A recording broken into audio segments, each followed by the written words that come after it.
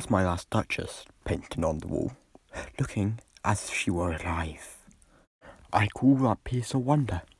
Now that panel of hands worked busy a day, and there she stands. Will you please sit and look at her? I said. That better off's by design, for never read to strangers like you pictured countenance, the depth and passion of the earnest glance. Myself they turned, since none puts by the curtain I've drawn for you but I, and seemed they would ask me, if they durst, how such a glance came there, so not the first.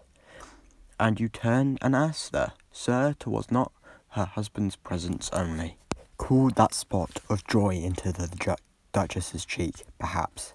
Far better off, chance to say, her mantle laps over my lady's wrist too much, or paint must never hope to reproduce the faint half-flush that dies along her throat.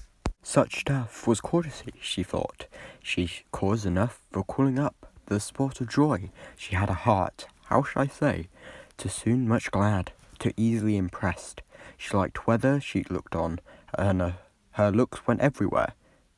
To all was all one, my favour at her breast. The dropping of the daylight in the west, the bought of the cherry some offer full, broke in the orchard for her, the white mule. She rode with round the terrace, all and each would draw from her like the approving speech, or blush at least. She thanked men good, but thanked somehow, I know how, all if she ranked my gift of a 900-year-old name.